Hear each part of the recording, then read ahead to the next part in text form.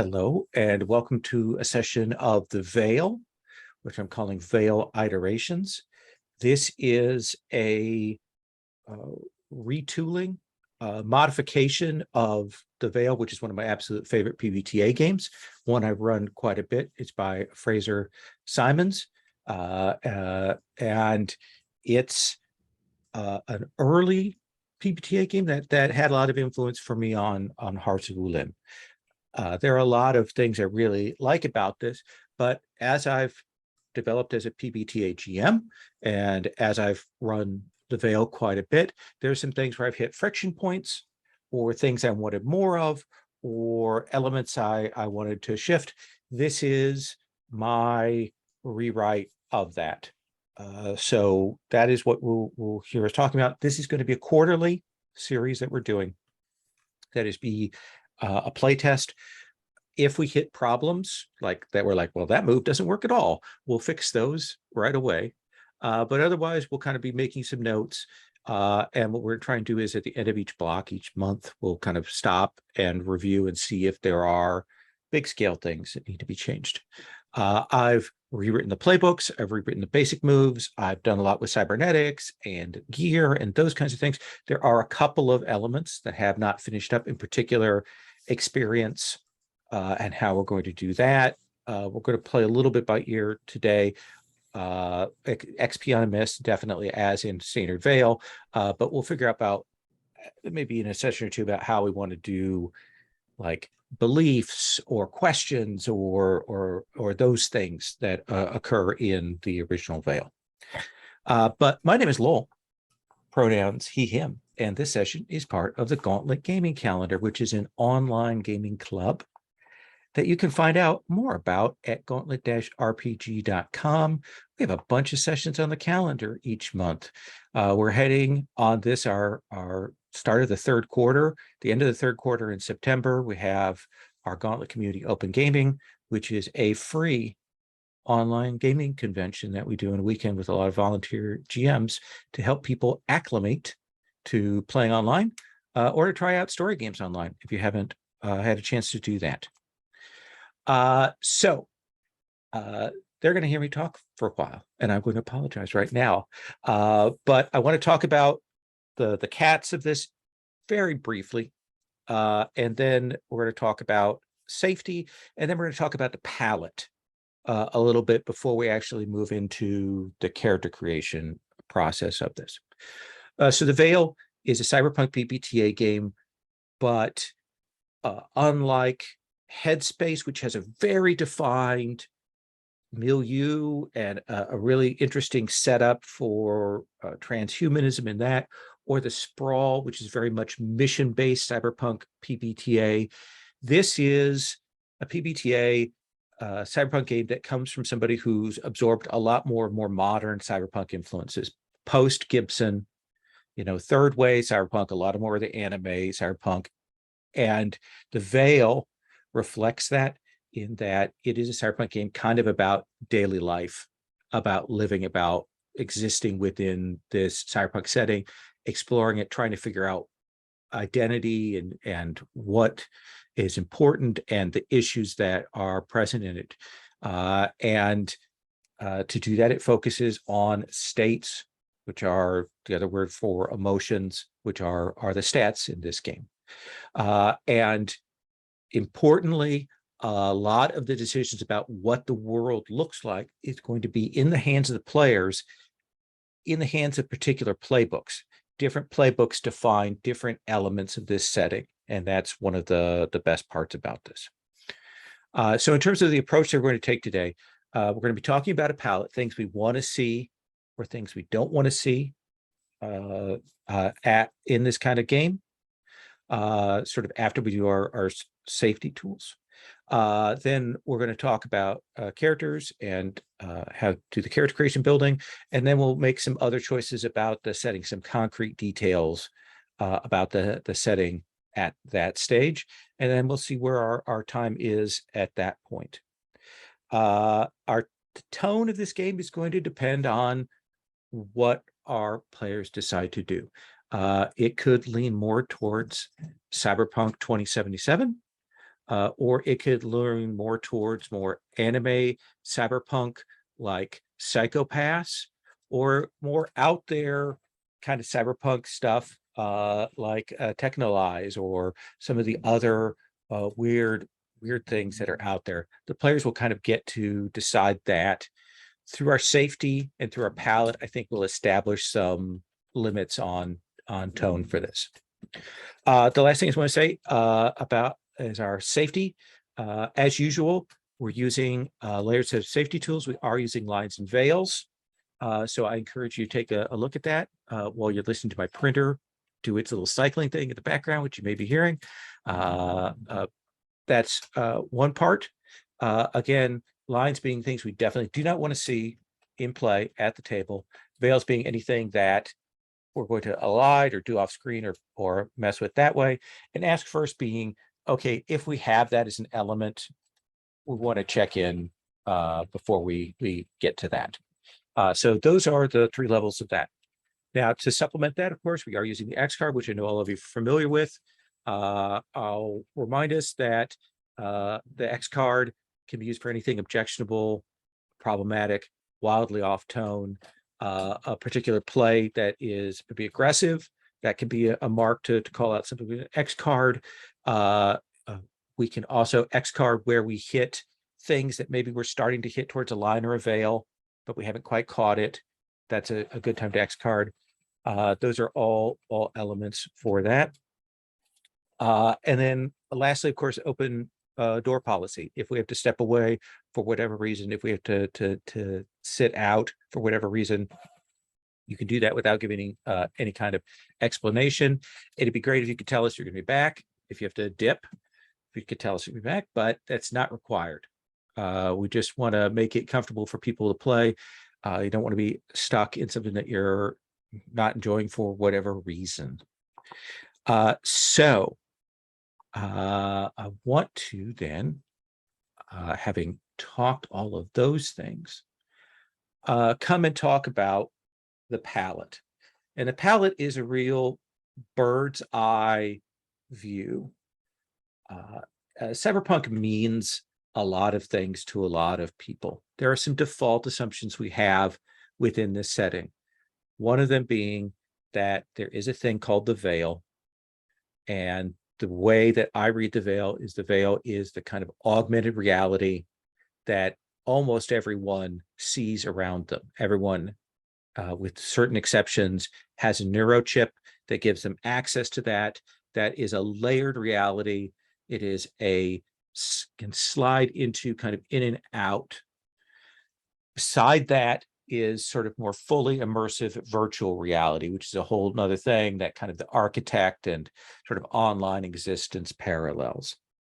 That's sort of the key element of this. The other key element of this is capitalism will grind you down. That is an element of cyberpunk, and the authorities are not there for you. So those are a couple of things that are in there as kind of my default assumptions about cyberpunk. One of the things about the way that Fraser has written the veil is it kind of bleeds into some post-cyberpunk ideas, some more transhumanist things. There is a lot of range for this in terms of what it means in terms of science fiction, in terms of play here. So what I'm going to do is go around and check with each of you and see, is there something that you definitely like to see in this, that a theme or an idea or a concrete thing, or a thing you're like, this is something I'd rather not see, like it's typical for the genre or it often happens in sci-fi. Maybe I don't want to see this. That's what I want to start with, is that kind of go around. And let's go ahead. I'm going to work around my little clock here. Patrick, I'm going to start with you. You are at my 12 o'clock position here. And don't forget, as always, you can just say pass. But is there anything that you would like to see or not like to see that we want to put here on the palette? For cyberpunk, especially like veil style motion or philosophical cyberpunk.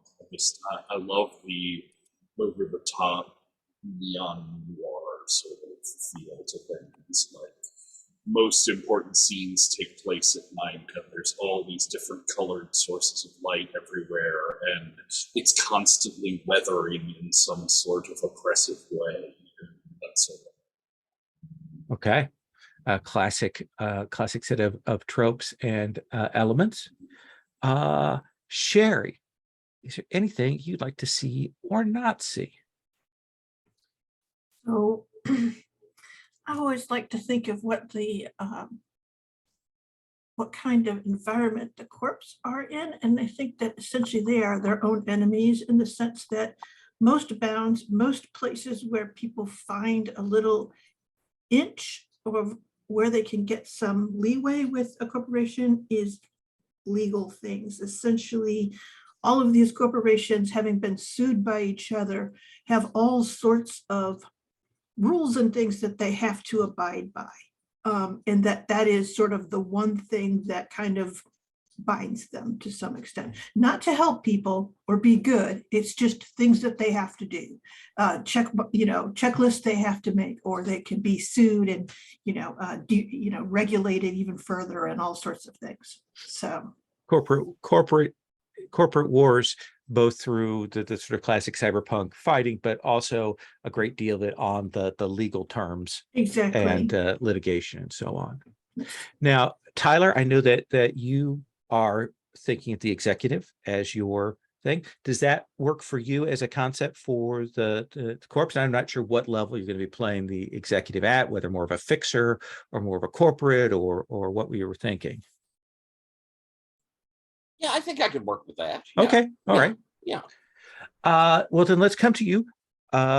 What would you like to see or not see? I want to see full-on hedonism, technology as entertainment, people that sort of dance to your dead, sort of, every moment that you are enjoying, because the other side is the terrible oppressive. Okay, yeah.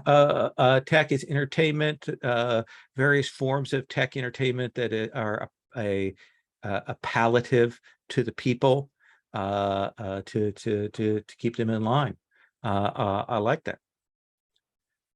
Bethany, anything you would like to add or subtract?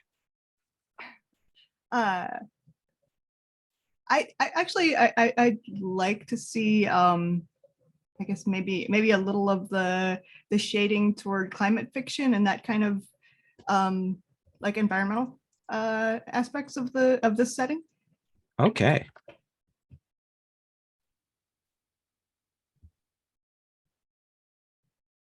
Which I think Patrick kind of got into a little bit with all the weather thing, as it's always a big part of that. Yeah, I like that. It's a great backdrop to use to enhance that. Yeah, we'll add those elements in. Patrick, I come back around to you. Anything else you'd definitely like to see or not see? I think tech is really cool. I think cybernetics are the coolest thing ever. So I really hate any sort of like Shadowrunny-esque moralistic judgment on cybernetics and the having of them, like it making you less human or less spiritual or whatever. It's fine for individual NPCs or characters to have that view, but like Shadowrun and games like it back it up with a metaphysical truth of like, oh no, you are actually worse. You are less human if you have cyberware, and I don't want any sort of like universal truth. Absolutely. I like that. Yeah, that's a good element to get on the explicit out here. It's actually one of the things that was refreshing about the Veil is hey, everybody's cybernetics and we make no judgments. And I like getting that explicit. Sherry.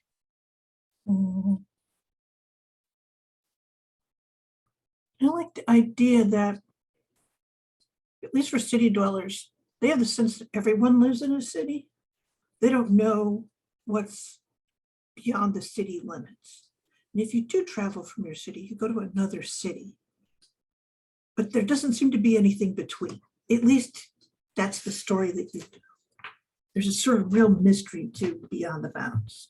So the general populace sees the urban space as the only space.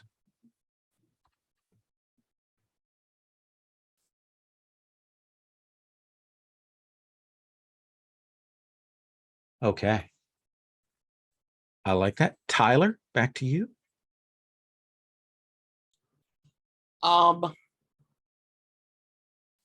Trying to think of how best to frame this. I want there to be some optimism. I don't want it to be purely Okay. horror. I suppose I don't want everybody to be an asshole. I want some people to, like in real life, some people are nice. Okay. So so not nihilistic. Mhm. Not all assholes. That is a sometimes a common problem. Finding who the people are you want to root for in some of cyberpunk fiction. Like I like Westworld, but wow, it's hard to find who maybe is our protagonist. So I think that's a challenge. Bethany, anything else you'd like to add in here? I think it may have been covered here. Yeah, I think it's just maybe adding to what Patrick said about like no moral judgments on cybernetics.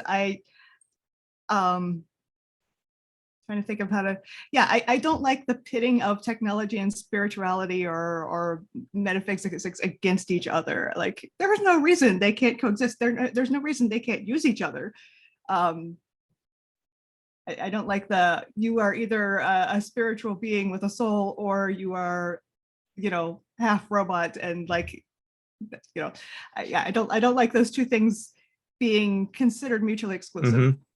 So technology and spirituality are not inherently at odds. It's not right. An inherent split there. No, I think that's a good way to actually, I think a broader perspective on it that is good to make explicit here. Patrick, then come back around to you. Anything else you'd like to add? Yeah, I have one more. I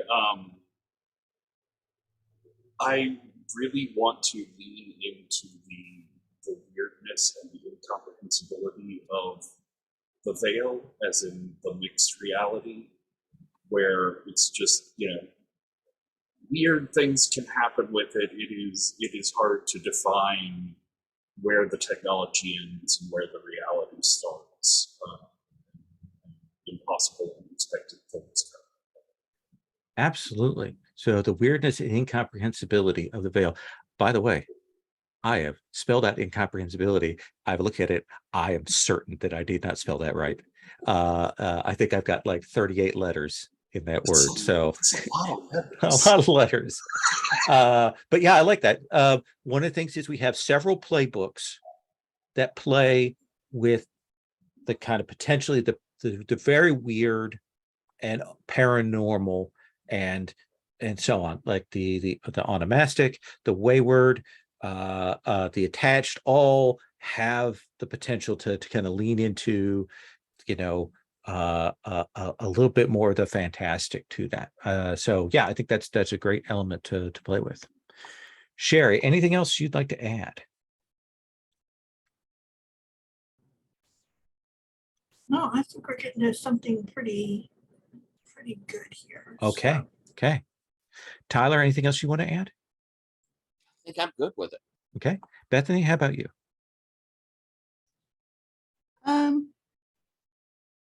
No, I think I'm done with it. Okay. Yeah, I think that's absolutely fair. All right. So we've got that in place. I'm going to quickly go through the lines and veils that we've decided on. We have hard lines on dental horror, homophobia, sexual assault, and torture by the PCs. And then we have veils on harm to animals and suicide. And then we're going to have ask first on anything dealing with epidemics, any kind of mind control, and sexual content. And I will, I forgot to put a romance matrix in here, but I will put one of those in there while people are doing character creation, just so we have that present as well. One of the things is I did put the palette on the same tab as the safety tools. That's a convenience thing. I just want to say that I don't consider those two things equivalent, that I do think that safety tools themselves should stand alone, but this is a motion of convenience that I have done here. All right. So I know that Sherry has chosen the catabolist, right? Okay. And I know that Tyler has chosen the executive, right? Okay. Bethany, I don't know if you've had a chance to look through the playbooks. Do you have one that's singing to you, or do you have a couple that you're thinking about? Yeah, I think either the wayward or the honed could be interesting in this combination. Mhm. The only ones I have, the only ones I've played are the wayward and the catabolist. And like I'm not bored with either of those. So Mhm. but Oh, I no, think no. Sherry's doing catabolist. Cool. So that narrows that down to wayward and honed. Okay. Patrick, have you made a choice, or have you narrowed it down? I've been going back and forth between the architect and the wayward, and I've been leaning towards the architect because I think it's a better test the system, and I have some neat ideas for it, sort of character than my wayward concept. So I will zoom in on Okay. So architect, catabolist, executive. Given that, Bethany, which one do you think you want to do? Which one would be better for testing the system? I think the wayward has more interesting moving parts than the honed does. That's what I was thinking yeah. too, but I, just in case you wanted to see how the honed worked, I wanted to. Yeah, no, Okay. the honed has been deepened, but it still remains kind of a surface character in some ways. But the wayward has a lot of interesting things. In particular, it has a more an economy that we went through some adjustments on, Patrick and I, in some negotiations. So I'll be curious to see how that works. So I'm gonna let all of you go. I haven't brought in like the look at notes and things like that from the original playbook, so I kind of leave that in your hands. The playbook notes have all of that kind of preliminary material choices. So you can work through those, bring those questions over into the bottom sort of part of your character keeper, and then the playbook moves are there. With the exception of the catabolist, you get 3 pieces of cybernetics to start. So you'll choose those. There are examples for cybernetics for each of the like limbs, eyes, things like that. That's on the cybernetics and gear tab. And feel free to take from those. So I'm going to let all of you do that character creation and make those choices. And if you have questions, you can ask, but I'm going to sit here awkwardly. And as Shane taught me, I'm going to pause the recording. Okay, so for those of you at home, you didn't have to sit through the awkward silence and small questions that we had while we were making up characters and corrections of tiny things.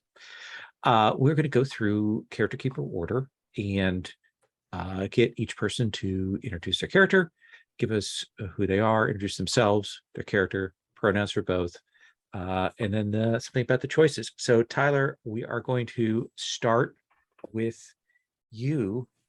Tell us about your character. All righty. I'm playing Gabriel Thrawn, the executive. And he is fairly young. He's in his probably early 30s. He's very handsome, well put together sort of guy that can only come from having lots of money to look that way. I have quite a number of really awesome moves. Let's see, my states, I am a 0 mad, -1 sad, 0 fear, 1 peace, 1 joy, and 2 power. And my playbook and backgroundy things, my stuff, I have the system. I'm a cog in the machine that is the capitalist system. And it kind of sets up, that I may have some power, but I have people who are above me, and it is an organization, and I have chosen the guild. You have earned a place within a guild system. While it confers some authority to you, you're constantly beholden to the elders. They regulate commerce in your section and punish those who violate guild rules or attempt to act outside the system. My place in that came because I was born into it. My family has been in big business for generations. I have some obligation questions. I'll come back to those when we get to those, I'm guessing. Yep. I have some gear. I have a sawed-off blaster, which is pretty cool. I have a cybernetic eye, which is telescopic and low light. I have an interface that's encrypted and intercepting. And I have a cybernetic ear that is audio isolating and decrypting. I have my moves Harvey time. When you don't have the time or inclination to complete a mandatory contract yourself, you may call on others in your network to complete it. And I'll roll, and hopefully they'll do it well, but they may not. I also have quarterlies. When there's a significant downtime break, I can roll capital invested and hopefully get some more capital back out of it. But potentially, I could lose capital as well. I have potential capital powers quarterlies. It's my key start of session move. It also generated by that move. Unlike other potentials, you may have more than 3 capital at any time. Capital is spent on certain moves. And if I need cred, I can spend it for 1 capital to 2 cred. Services, as an executive, being beholden to the board, does offer some perks. While I remain in the good graces, I'm given access and support via, and I'm going to choose to. I haven't quite done that yet, but I spent 2 capital, and I will get a perk, which are some pretty cool things. I got to go over those. I also have a job description. My superiors view me as a jack of all trades, but I consider myself primarily, and I'm going to pick some things out of that. Okay. And I know what I'm going to pick. Yes, I'm going to. I am a deal broker. I am an influencer, and I do job facilitation. Job facilitation. And then I have mandatory contracts that they will give me that I have to handle for the guild. Yeah, and those will be chosen on the fly. A note, a rules element that just occurred to me. One of the things I've done is, with the exception of the executive, everyone's potential is capped at 3. If you would get more than 3, you may immediately spend it on something to get it back down to 3, or else it will go away. So if you do get more than 3, you do have the opportunity to spend it in sort of classic board gamey fashion. We check that at the end of the turn, kind of thing. And Lowell, I changed from influencer. I went to image and media control. I think that feels more like rather than influencer. There we go. So with the guilds, are you imagining that are the guilds the corporations, or do the guilds operate across corporations? What do you think? I think they operate across corporations. Okay. I think you have guilds of, in my mind, they are either vertical or horizontal setup monopolies. Okay. It's where you get a group that says, okay, we're going to be able to do transportation and heavy industry and this set of raw materials. The guild sort of comes together and creates this monopoly and tries to drive everyone else out of that sector. So it sounds to me like then the guilds are kind of the corporations rather than the guilds functioning like within the corporations.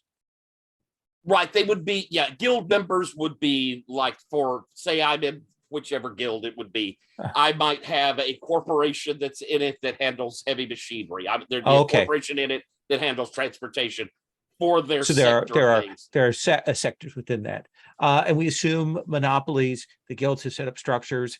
I assume that this becomes one of the legal friction points about how jobs and tasks and things get defined and classified within that.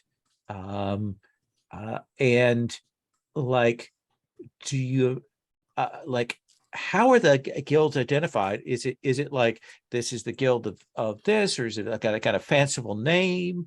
What are you imagining for that? I think they tend to come up with fanciful names, and sometimes they're like benign thing, like the happy tech group, and it's actually producing weapons and poison, Okay, or whatever. The Works People Company of Fletchers and all of that. So that seems solid. One of the things we're going to find out when we get to obligations, we're going to wonder why someone of your stature would be slumming with our various other PCs here, and what is different about your character within that. One of the things we're going to think about, and we may not like define it today, but I want us to consider is, I want everybody to come up with an entanglement, basically a relationship that you have with another NPC that is complicated by a third one, to kind of maybe establish some of your NPC backgrounds, like your relationship, and it could be professional, it could be romantic, however you want to define that. Get that in there as an issue in your life. And then the other thing we're going to think about, and this is one of the things we're still kind of defining, is like, what is your like purpose, your motive? We're going to figure out how we define that. We would define that as a question or a belief or whatnot, but thinking about your kind of motivation in general. But I just want to put that thought out there in your head as something I want to take another week to think about once we have the characters in play, to kind of decide how we're going to approach that. All right, I'm going to move on to our next character, Patrick. Please, you have a name. Please introduce yourself and your character and the pronouns for both. So hi, I'm Patrick, he, him, and I'm playing Riddle Blue, who also uses weapons.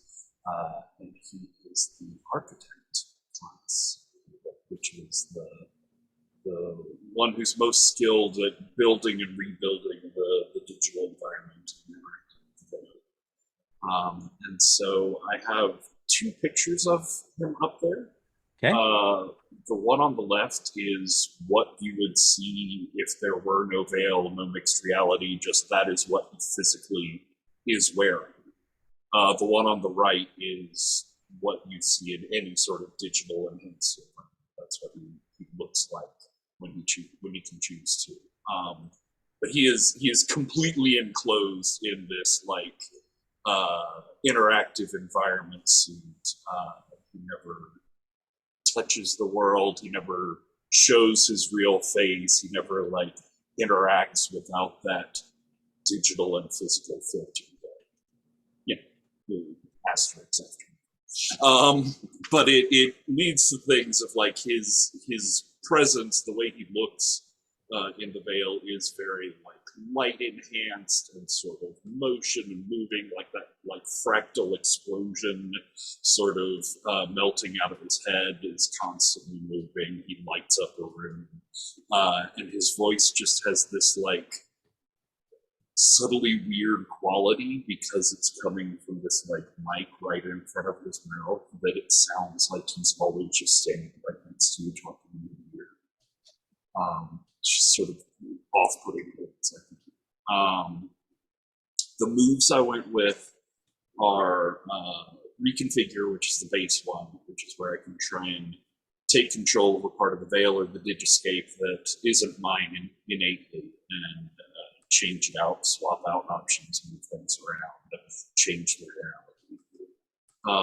And then I was looking at other moves, but given what I said about wanting to lean into the like weirdness and impossibility of the veil, I went with Pocket Realm, where I can move physical and non-living things in and out of the veil and retrieve them in different places or at different times, and sometimes, depending on the role, in different states that I put them in. Nice. Let's see. For my gear, for my weapon, I went with a neural disruptor because that was too cool to not. It's one harm area. It's a hidden thing, but it's loud when it goes off, and I think that's loud in the like digital mental sense, like it's loud in people's connections or connectivity of the veil around them rather than necessarily a loud noise. Nice. Still very noticeable. And then I have cyber eyes that are, you know, it's some part of his link into constantly being in a digitized environment. And then networked nerve endings, which I think his skin is basically like an open connection. It's got dampening and interface on it, but anything he touches, he can play with the signals coming in and out of them, but it's also like a constantly open connection. So once he's in physical contact with someone or something that is networked, they could also get into him. Tell us about the subconscious, the subconscious and the cyber brain. So my subconscious, when you enter any digital environment, I can frame the scene, which is cool. But choose 3 things that will bleed over into the digital environment from your mind, often without your knowledge. And the first one I chose was a jilted lover who knew you better than most. Will definitely be tied into whatever I come up with. Probably with or working with an enemy nemesis sort of situation. I'm not quite sure what the shape of that is. Okay. But the other 2 are my true self, as in like what I look like under the suit. Okay. And the manifestation of your fear, which is, again, I don't have all the details for it, but it is a twisted, purplish, dark monstrosity of a humanoid who just happens to, through complete coincidence, have a very similar bone and facial structure to Riddle himself. Oh, I'm sure there's nothing to read into any of that. Nothing. No. I have a question. Yeah. Your true self, is that a true self that we would recognize if we saw your true self, or is a true self that is how you remember yourself looking?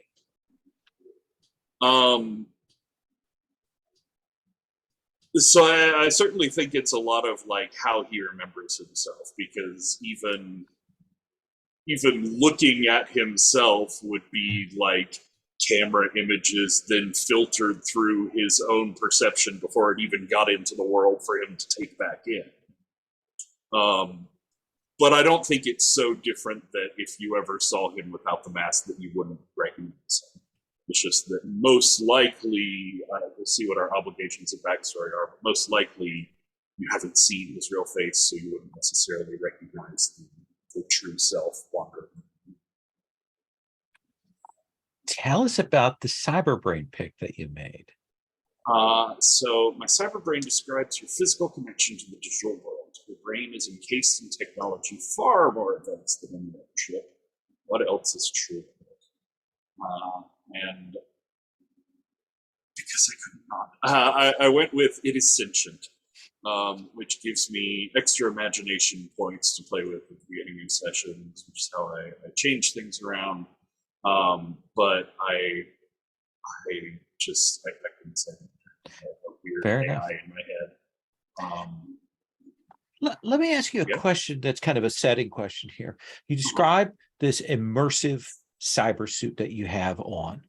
Do you think, is that common, uncommon, rare? Like, is that how people who want to interact with the VR world more do it?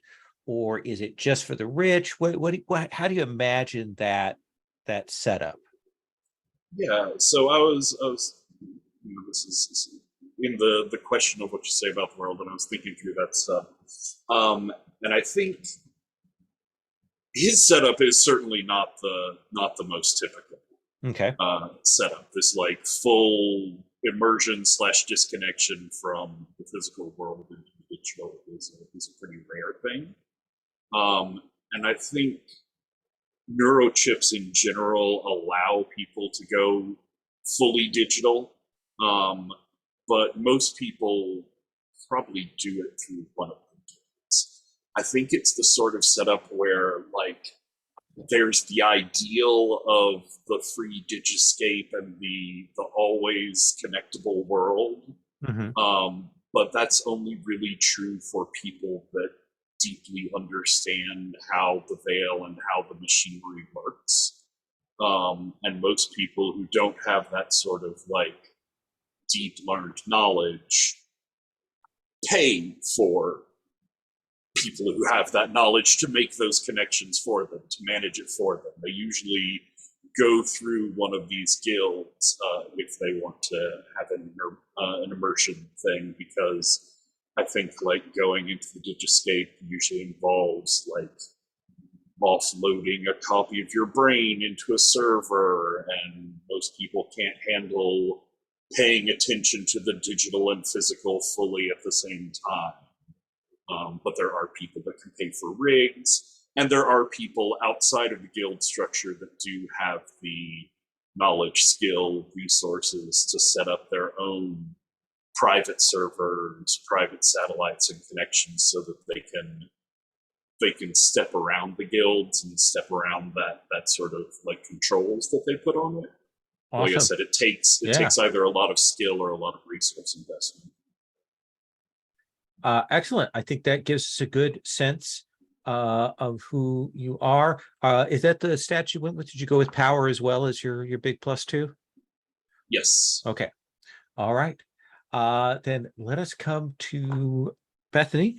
Bethany, tell us about, introduce yourself and your pronouns and your character's pronouns and who they are. Yeah, hi, Bethany, they, them pronouns. I am playing Marley Hollow. Ooh, let me see. They, them. Okay. I remember my dice system on that. Yes.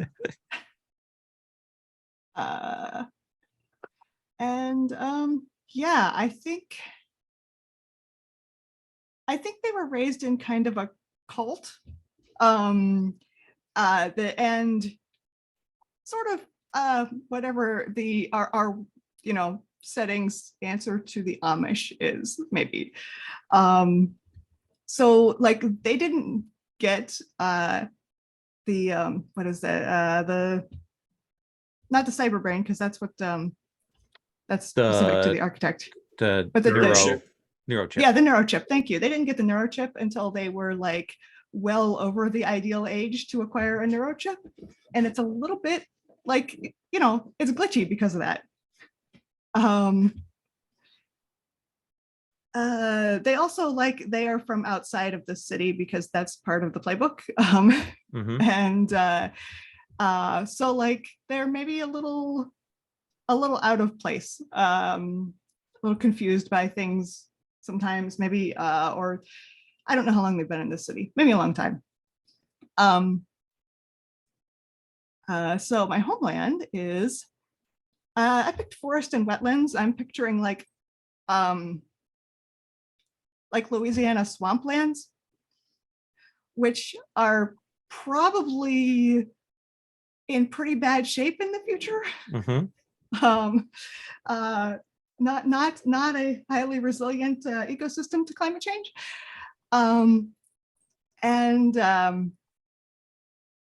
So mysterious and resourceful, because I mean, that's just kind of things you would associate with swampland probably. And I think like it's mysterious even to me.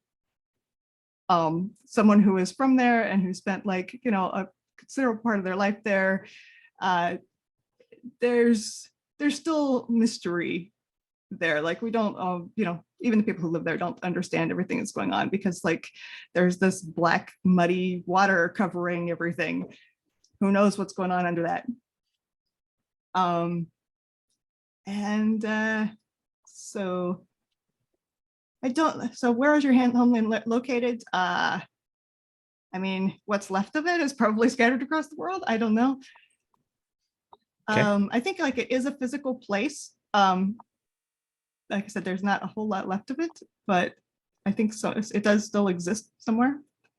The essence I chose for it is decay, because again, swamp, and the way I replenish my homeland is to propagate decay. I'm not exactly precisely sure how that's how that happens, but we'll get to that when we come to it, I think. That's great. Let's see. Did I pick anything else? Oh yeah, cybernetics, camouflage skin, and a jamming interface. I'm not sure if jamming is the correct word, but basically I think I can like make a hole in the veil. Yeah, that'd be the right way to do that sort of fictional positioning for that. Yeah. To get a third one, don't I? Yeah, but you can choose that later. Yeah. Yeah, I think it's something very just physical and practical, like, you know, multi-tool hand in my hand or something like that. I'm not sure exactly. And the moves I know you have the one that gives you essence, the nourish one. The other one I get is anchoring. Oh, that's right. Yeah, when you create an anchor. And to anchor, we'll you know, when we go to do that, we'll talk about what that looks like, how that forms. So we have an environment that is scattered, so patchy places that are your dominant homeland, and somehow they are still around despite the ecological niche of them or the vulnerability of them. Do you imagine that there are people like your family that sustain it, or is there something unusual going on there, or is it really uncertain why it hasn't died out? What do you think that is? I kind of like the idea that it's uncertain why, like it, you know, especially like the specific area that I'm from. I think it just like it should be gone.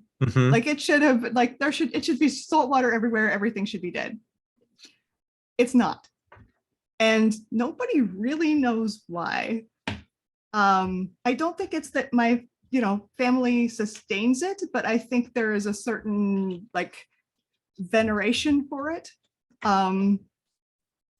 that they have because of that, because it should be dead and it's not. Do you imagine that this is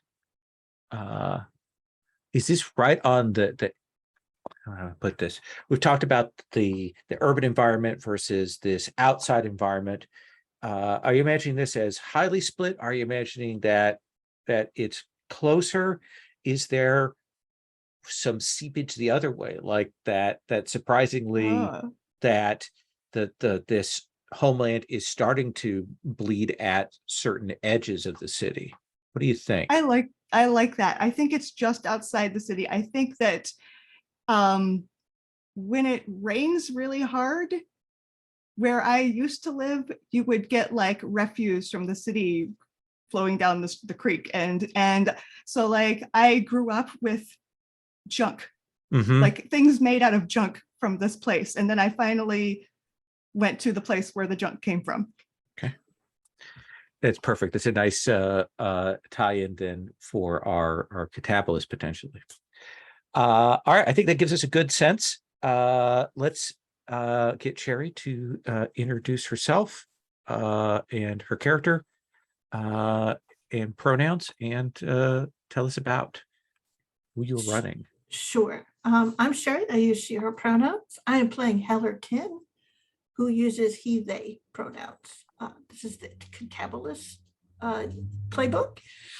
Essentially, that is someone who has cybernetics and can only use cybernetics that they've altered themselves to work for them, and are for some reason in the process of turning themselves into all cybernetics, essentially making that transition to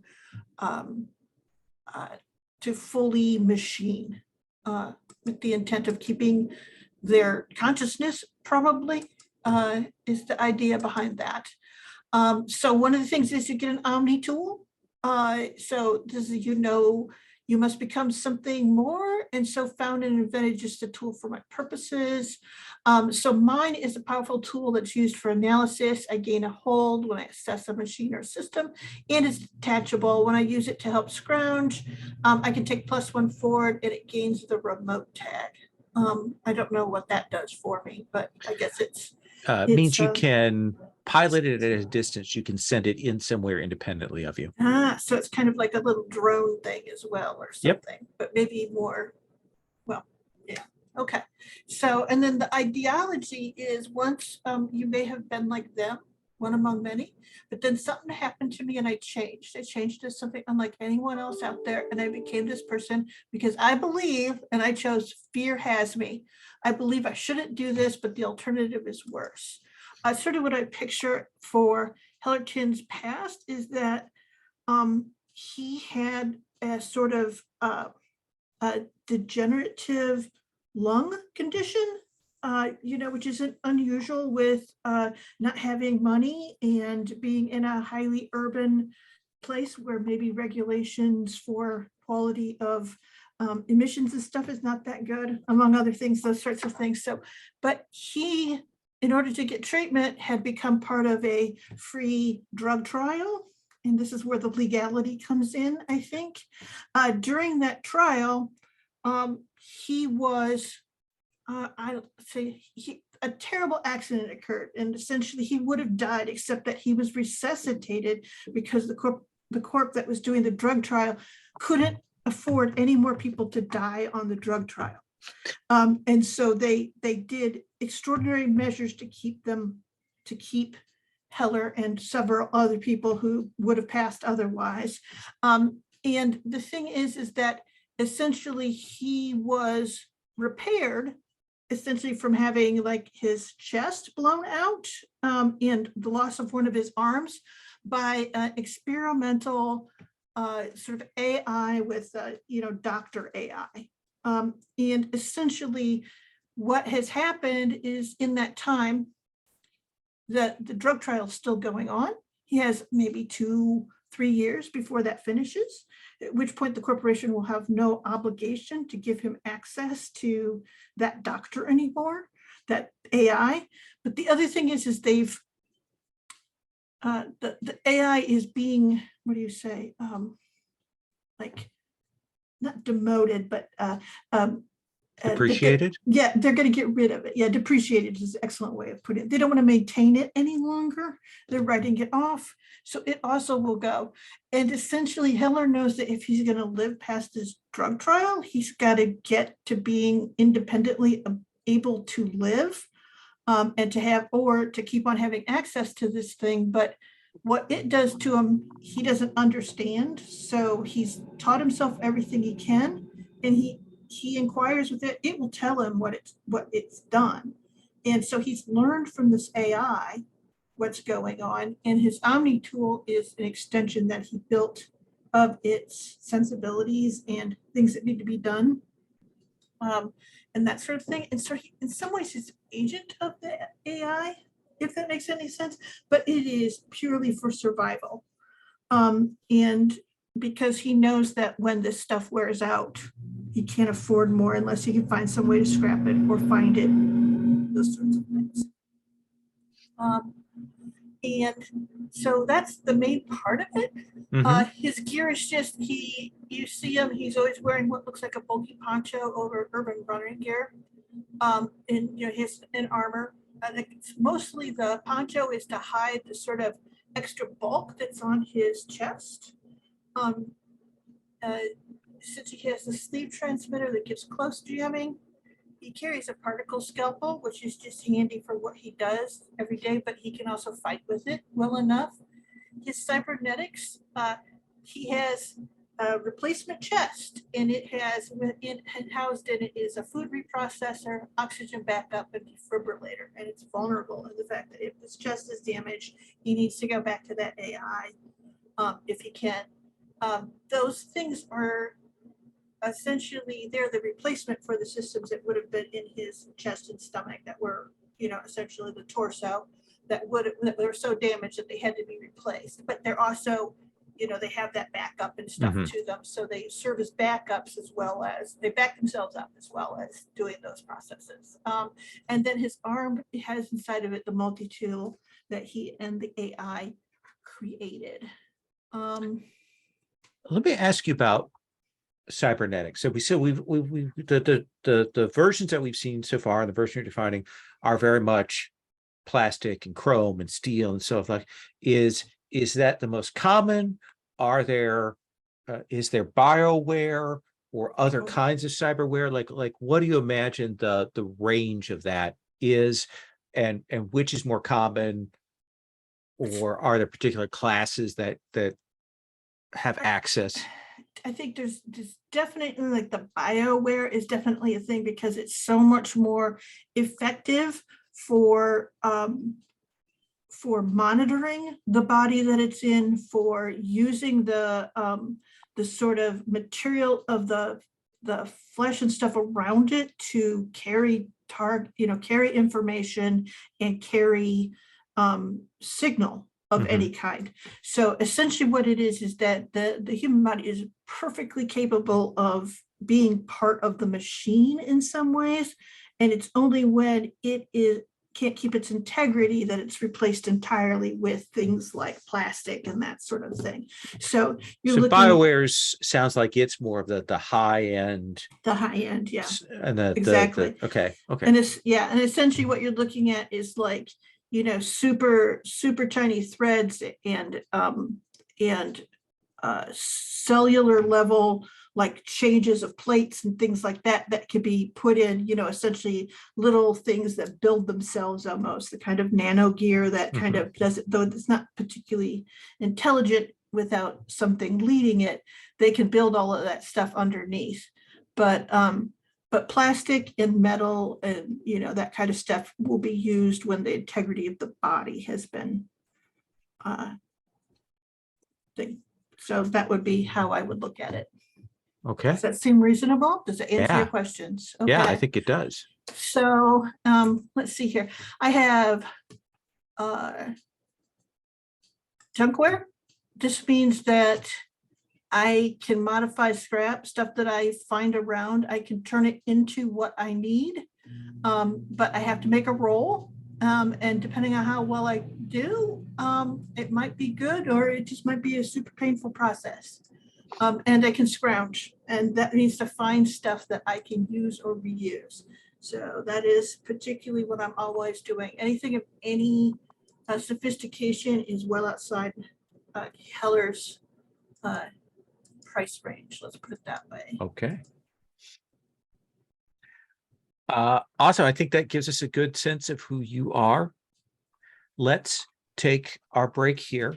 Let's take 10, and we'll come back and we'll start walking around on those obligation questions. And we'll probably do one and then move on to the next person, just to kind of help have a a sense of building those webs. So take 10, so we'll come back at 38 after. All right, so we have a sense of who our characters are in the broad scope. We're going to do those obligation questions. And again, obligations, you either have an obligation on them, in which case they mark it as on them, or you have it on you, in which case you mark it on you and they mark it as having it on them. So everybody marks when we do these obligation questions. I haven't touched the questions from their original format. So one of my recollections is sometimes it can be unclear about who was referred to in what. If we spot any of those situations, let's make a note of those so that we can go back and do a rewrite of that. Now, also, if you find that, because we've got 3 obligation questions, we're going to go through all of them. If you find that one doesn't fit, we can kind of play around with coming up with another version. Do feel free to modify these questions. Patrick, Tyler, you're the first thing. Dun dun dun. Which of your obligation questions would you like to start with? And do you have a suggestion? And we'll check in with the other person. We'll kind of do that negotiation that we would. Yeah, because I'm going to start with this one because I think it's going to kind of set a tone. If you use someone as an exclusive asset for your own paying contracts, you have one obligation on them. And so this would be someone that I call upon that works with me fairly closely. And I was sort of thinking Riddle, because your skills seem like something that I would really want to have access to. Yeah, I was noticing like part of your job description was image and media control. Yeah, I'm thinking the Dionysus Cooperative, which is my guild. Yeah. I think we're in entertainment. Okay. I think that's our sector. Games, music, movies, that sort of thing. I think that's fair. Riddle's always up to doing editing, touch up, perfection sort of work on stuff. Excellent. And the way that is written gives them hold on you, or obligation on you, or the other way around? You have one obligation on them. Okay. So that means because you control the purse strings. Yes. Okay. So I owe one them to you. Yep. Okay. Yep. Was there anything else you wanted to add? No, I was just going to say, you want me to go through all mine, or are we going to circle? Nope, we're going to circle. Excellent. I think that's a little bit better given the way these questions work. So Riddle, which of your questions would you like to start with? I think Marley is pulling on a lot of weird secrets and hidden things. So if someone else keeps a secret about your subconscious from you for your benefit, they have one obligation. Ooh, interesting. You okay with that, Marley? Oh yeah, that's cool. So do you imagine that this is something that in interacting with Marley has seen and maybe is a blind spot for you, or something else?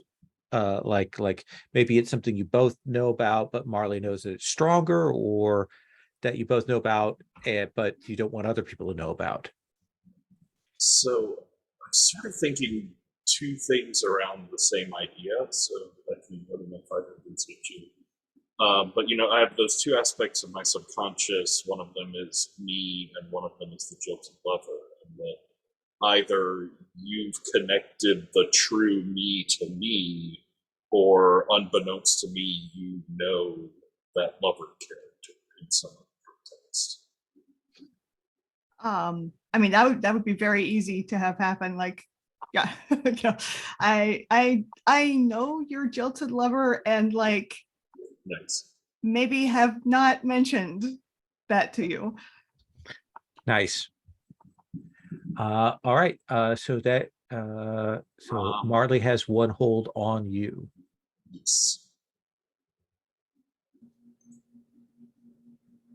And then Marley, which one would you like to start with? Just looking at-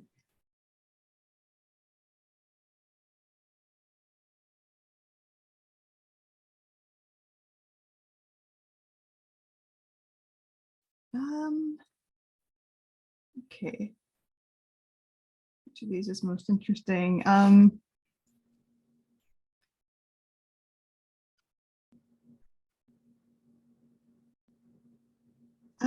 I think, okay. I have saved someone using knowledge only I possess of the natural world that they lack and have one obligation on them. I mean, this could really be anybody. I kind of think I'm the one that's out there doing things in the wet and the outside, whereas the rest of them stay inside in their lovely carpeted suites. So There does seem to be a split there. Yes. yes. Oh, Marley. So like physical interaction is probably between Gabriel and Riddle, and then between Heller and Marley. Yeah. Nice. Okay. All right. And then so Heller, you owe Marley. Marley writes that down. Heller, what do you want to do for your obligation question here? Let's see.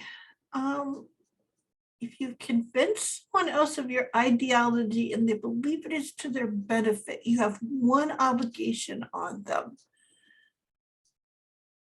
So my ideology is that, essentially I have to make myself a machine in order to live through this drug trial, all of these things. I think in some way the only person that could do anything with that is probably Gabriel, for some sort of set of, I don't know, legal wrenches to use later, or gotchas or loopholes of some sort. Does that make any sense? That's the only thing I could think of with that. My ideology is one of being in that situation and dealing with it. And yeah, so Yeah, I like that. Okay. like it sets a precedent or something like that, that they could, your company might be able to make use of, or it could be a fabulous game idea. So, so I think I have an obligation on them. And Gabriel records that they owe you. And we come back around. Gabriel, which one do you want to do next? Which is the other most interesting one right now? If someone else knows something of your past that could put your status in jeopardy and they keep it secret for you, they have one obligation on me. And what I'm thinking, and we could see who thinks they would know this, is I'm going very old school on this one. My father, I witnessed him being killed without anyone knowing it. And the man who did it not only killed him, he insinuated himself in with my mother and now is in control of our company. Something is rotten in Denmark. Indeed. Okay. So who do you think that would be that would know that secret and keep it for me is the Oh, well, it would make sense if I did in some ways, because here's the thing is, if they have something to do with that company that had the drug trial. Ooh, that's lovely. Yeah, and essentially, yeah, we know about it. We keep it secret. We're gonna get them back. Love it. Okay. Takes you up to a 2. So let I me make a know. note. So NPCs so far: jilted lover, evil uncle. Maybe not uncle, but you know, Stepdad. Stepdad. Yeah. stepdad. So I'll put that on my little list. Excellent. Patrick, what do you want to do next? To go down one, if you use your gifts to change something in the digital environment in order to protect someone else, you have one obligation on that. I think that one might be good for Gabriel, maybe as a way of like how I auditioned my skills for you, or how you saw something in me that could be useful later. I'm certainly up for it. Sure. What kind of thing do you think that was? Like a corporate intervention or a personal thing? Um,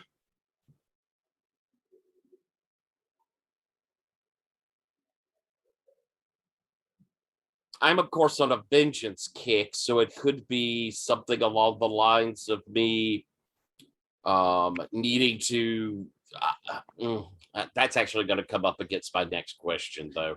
Maybe So- modified records about that, that to hide your knowledge or something, maybe? Yeah, we could go with that. Okay. Yeah, that Or sounds we cool. can kind of leave that open and we can find out in play. So we'll Yeah, kind of Definitely put a connected placeholder. to your corporate aspect. Definitely committed. Yeah, definitely Okay. to the corporate. Okay. Okay, cool. Marley, let's get your second one. Yeah. So, who's kept a secret from me, or for me, not from me? In regards to my homeland, that would be detrimental to it. I mean, I think the secret might be like my family slash clan slash community's existence. That makes sense. Does that make sense for Gabriel, given their corporate position, or for Riddle because of their information? What do you think? Yeah,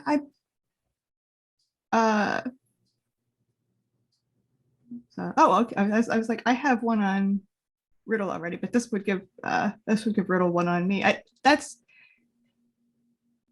like, he kind of makes the most sense, probably. Okay.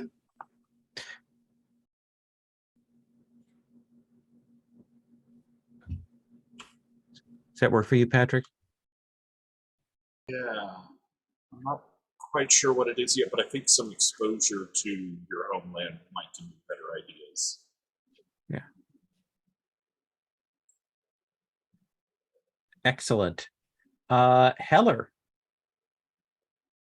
Let's see here. I think if someone else helped you develop your Omni tool with or for you, you have one obligation on them. Probably gonna go with Riddle. Probably because Gabriel sent me to him. I needed to set up that drone, like that ability for my Omni tool to navigate. And I needed it to be able to, how do you say, see the real world and then also understand what's going on. I mean, like essentially needed to move through all of the levels of reality and environment. That makes any sense. And I think Works. Riddle is very good at both the perception modes of it and like showing you how to use the Omni tool to like cut through different layers of reality. Nice. Cool. And then we come back to Gabriel. Is your third one have an idea for that? If someone knows you've skimmed off the top to further your own agenda and they kept it secret for you, they have one obligation on me. My sort of idea there would be skimming information more than money. Okay. Anybody feel like they could have helped me in that? I'd love to tie you in, Marley, but do you think there's a way that you could have helped me skim out some info? Yeah. Not sure what that way is, but totally willing to have done it. Your decay, Oh, yeah. dumpster diving, I bet. Something to do with decay, like could be interesting. That seems more like something like I helped you hide something Okay. by like decaying it in some way. Well, that would be part of the keeping it secret for me. Yeah. You might not, if you're aware I got it and I had to go through you were there Right. to assist me from having that secret ever have a chance to come out again. Yeah, that works. You already had it, but you needed help destroying it. And because like it's not like I could help you without knowing that it existed. Excellent. Ooh. So is your like decay like not just sort of physical, whatever it is, but also digital? Like you can wear away or wash away things in Yeah, a I sort think of almost so. organic way in Mhm. so Nice. I like that very much.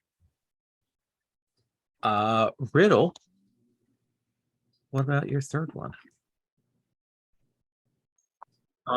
So my third one is if someone entered into the digital environment to pull you out of it and you couldn't or wouldn't leave yourself, they have one obligation. Mm. And I think that's a good one for Heller. And I like the idea that he was in a world that he wouldn't. no, I think that makes sense. He's out there in the real world, moving around, trying to get stuff in. Yeah. So Okay. makes sense. I like So- it. Ooh, I have an obligation on you. Yes. Marley, what about your third obligation question? Yeah. So if you have ever needed to be saved from something specifically because you were outside of your homeland, you have one obligation on them. And I mean, this seems like it's probably going to be Heller, because like you said, out there in the world looking for stuff. This might have been like as soon as I got to the city. Mm-hmm. I like that. I like that very much. Seems an odd one for you to have an obligation on them from. It does. That's a weird, I remember that being a weird issue. Like, why would I have an obligation on them for that? You saved me. Now you owe Yeah. me, buddy. Oh, but there's the Yeah. thing is sometimes when someone does you a favor, they look favorably on you then, and they want to kind of like that's the thing that makes them feel like a good person. So That's maybe true, like yeah. for Marley, I'm like, oh yeah, I've helped them. I am going to put a little asterisk by that one in the list, just to like if there's a better way to phrase that that's a little more clear. I have played characters that would make sense for, though. Yeah. The more you help them, the but deeper this you is get. the more you as like just the default without any convoluted logic, doesn't make a lot of sense. One of the things we might do on some of these, especially ones that you're like, okay, why, is I think it's reasonable. Maybe we'll rewrite some of these to go choose whether you have one on them or whether way they have one on you, and like to open up that phrasing a little bit, to add some choice there. That brings us last but not least to Heller. My last one is if you've repaired someone's cybernetics when they didn't have the means to do so themselves, you have one obligation on them. And I can only think that applies to Marley. I just Riddle. Maybe that is how you saved me. Yeah. Yeah, exactly. Ties together. Yeah. All right. So in the end, I do have an obligation. Yeah. Okay. So, one of the things we're going to do is this is a mechanic that I just realized. One of the things is that the way that obligations are written, as they're presented here is they're very much NPC facing. So one of the things we're going to add to the help move is the ability to essentially pay off your obligation to give you a bonus on help, to make like to like if you're going to go help somebody, you can burn the obligation to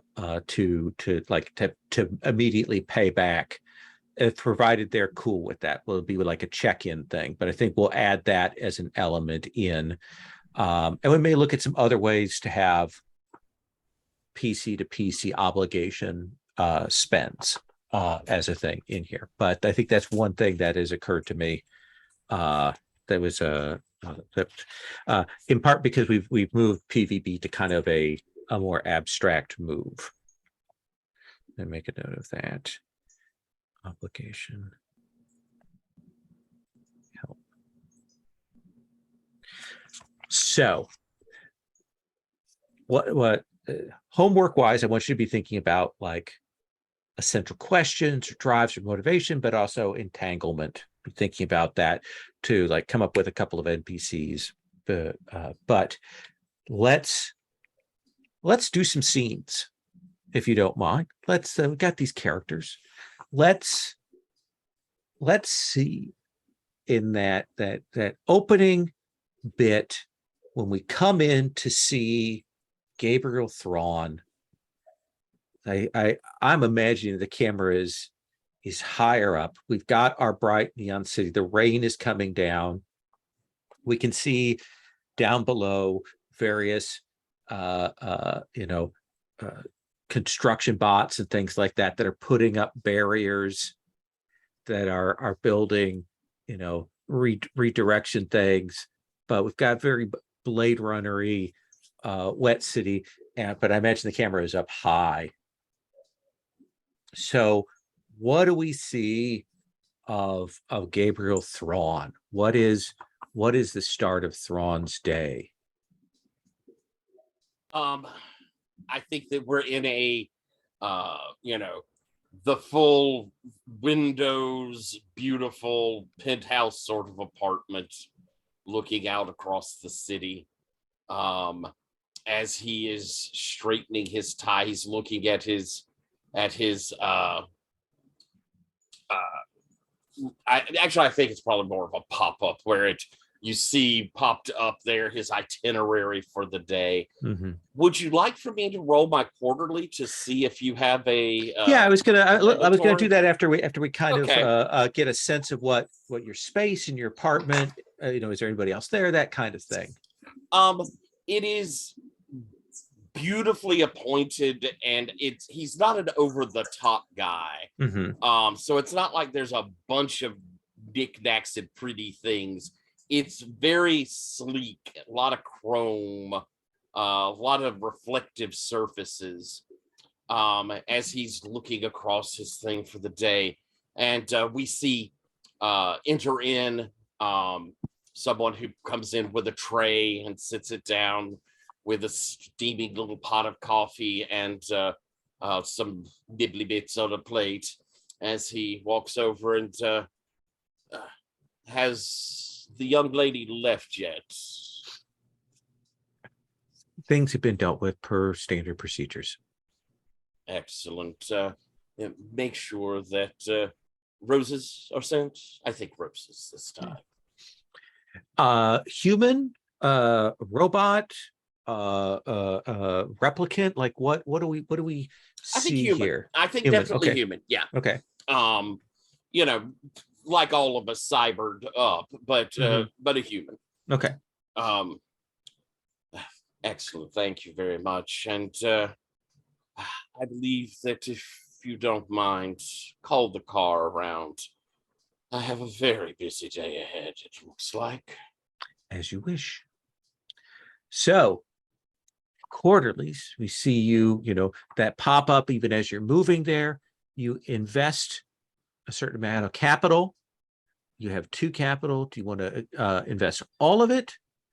Do you invest one of it? I'm going to invest it all. This Okay. is the first one. Let's give it a big roll. Make or break. So roll with +2. Look at that. Boxcars right out of the gate. Ooh. So things are going fine and move along without your attention. So tell me, like, what is it that we see you do? What's the job we see you doing just absolutely casually? I think we get kind of a montage of him in the, in the flashy car. He's definitely driven. He doesn't drive. But we get the scenes of the city flashing by, and then we'll see him entering into a club where meeting with a singer and the manager of the singer, and we see a sort of discussion amongst them as the singer is very excited and he shakes hands with the manager as he moves on. We see him going through, we see a set where they're filming something. And as he comes in, we have a director that's obsequiously, coming over and, and maybe even get a little bit of the, as he changes up something that's going on there. Mm-hmm. And then finally we get, as he's rolling up to this, or has arrived at this high skyscraper, him taking the executive elevator up to the top. And as he enters into his beautiful office, we see that he sits down and, motions to pull up the different screens. And the assistant comes in. He goes, "I'll be damned if this didn't go very well. I think I'll take the evening off." Nice. I'm going to switch up the order a little bit because I do want a contrast here. So, Hellerton, tell us what we cut from skyscraper and corner office and lights and such. Where do we see Hellerton? Let's see here. So this is sort of the so-called morning, right? Yeah. Let's see. I think what you see is there's kind of like, there's light coming in from the window, but it's more like the street lights coming in and just sort of a weird sliver of it. And you can see Heller, and it's like he's sleeping on a fast food booth seat, he's sort of curled up there, and there's that table that's right there, and all this stuff is sort of sitting there. But the weird thing is there's no like light in here particularly. It's just you can kind of see the rain, and then what there is of this the sliver kind of coming out. It's weird. It's like the window outside is blocked. Okay. Like big So signs or something in front of it. Yeah. Stuff is in the way. It's blocked Yeah, and off. it's only kind of coming in from the top there. Like there's that kind of arcade that window that goes like that. So you kind of only see it coming in there from that. And you see him sort of wake up. He kind of looks around. Most of the place is super dusty. And you get the feeling that he's found some sort of like cut off area. And you see him kind of pick up his pack and like kind of go out the door the other way. And as soon as he opens the door, there's a wall like a foot away from him, like this big Durk, like ceramic concrete kind of wall. And he sort of like steps up to it. So his nose is like it, and he sidles down between the wall that must be from like the outside of this fast food restaurant, clearly looking into some inner court, and in this wall that's been built there. And it's about this wide, and he sidles through for like 30 yards until like you can kind of see that there's the end there, and he kind of gets out, and like clearly he's placed like a set of trash cans and some plants and stuff in the way so that he can kind of come out and then come around it. But you have the impression when you kind of turn back and look is that there was some big mall, and they don't use it anymore, but they just placed like this clinic right in the middle of it. Like they took a prefab building and set it into the middle of this mall for some reason. And he's found a little place back there behind it where he can stay, live. And so he sort of walks out, and you can see like there's a person who clearly like works as a receptionist up at the front there, and they sort of wave to him as he goes by, and because he must see him every day. Mhm. And he just goes on out. But it's like this whole thing, and then you see that there are others of these sort of prefabs placed in this big building, like since the other space isn't useful, but they've used it for this, and they've just housed a bunch of like civic offices in here. It's like they've brought in like portables and Exactly. slammed them inside. Okay. Exactly. And they're So all like prefab, like the furniture is built into them and stuff. tell me about this lead, this new area that you're going to scrounge. What do you know about it? When we get there, what do we see? So one of the things is there's a elevated, kind of like not a ski lift, but almost like a tram, Mhm. elevated tram that goes through the city. And there are these places along the path of it where it's between like big buildings and stuff, and there's nothing, like no way to get to that stuff that's right under the tram there, like for the thing. And Mhm. like all kinds of stuff is in there. And he's ridden the tram 1,000 times and been scouting this, and he's seen some stuff down there where he thinks there's like, some old gear that's been tossed out there that he might be able to get a hold of, but he's essentially got to go ride this tram and then get off while it's mid trip All between right. stations. So we're gonna roll your scrounge move. Ooh, okay, What do you want to roll that with? it's a good question. I don't know, it's kind of scary, isn't it? Yeah. All right, I will roll it with fear because Okay. I am going to be Yeah. taking. So Fear. roll and put a mark on the fear track. Okay, so this is 2d6. I'm adding 2 to whatever I roll. Yeah. Rolled an 11, I add 2. 11 right out of the gate goes The to gate. 13. Yeah. So like we see you pulling things up, bits and pieces, and maybe some old medical salvage and such. We see your Omni tool going out and pulling some things that you can't quite reach and bringing it in and loading into, like, do you have like a messenger bag or a backpack or a Yeah. rucksack? Yeah, I think he has both of those. Like he has a rucksack inside his backpack, inside of his Yeah. thing. So you have right now 2 scrap to start. Riddle. We cut from that like big open dumpster diving to you. Where do we see you? What do we see? Are we in the real world? VR? Do we not know? He's in the real world right now. I mean, he's never fully experiencing the real world, but Mhm. he's out there. And I think we see him at a like cafe that has some outside seating. He's sitting outside, and he's got like a steaming cup next to him on the table, and pulled up in the air in front of him is like looping and scrubbing back and forth a video package that Gabriel has been working on.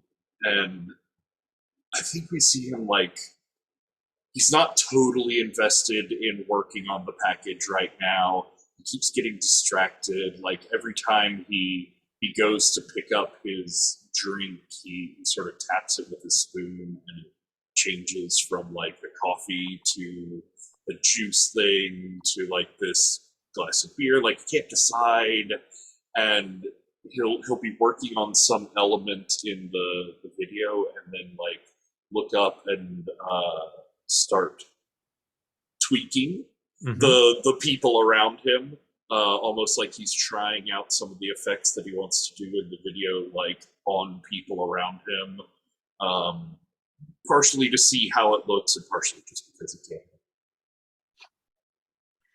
And what is it you're trying to achieve? Is this a space that you own, or are you trying to modify something that like you shouldn't be modifying? This outdoor space now. This is not something I have access to. Okay. But I just I'm really not vibing with the aesthetics this morning, and I really just want things to go a little more creatively and smoothly, so that will inspire me and I can really get into the flow of this one.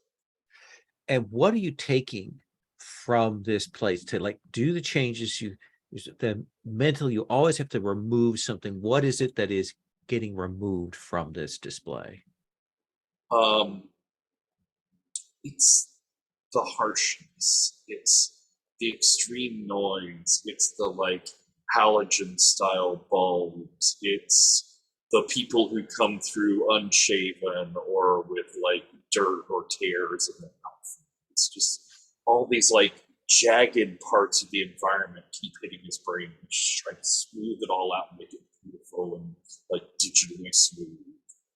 Awesome. Then it sounds to me like we're going to roll your reconfigure. What do you want to roll that with?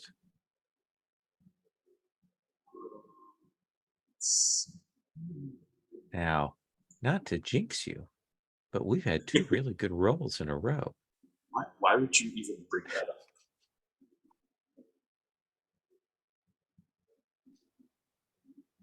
Rolling with power.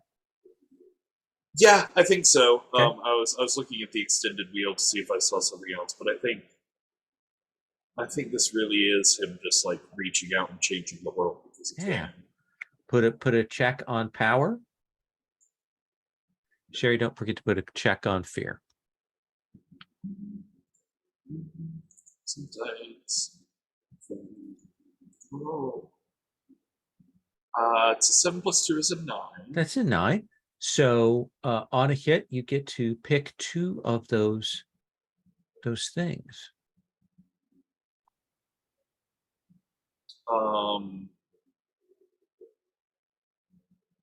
Potentials don't like reset between sessions. No.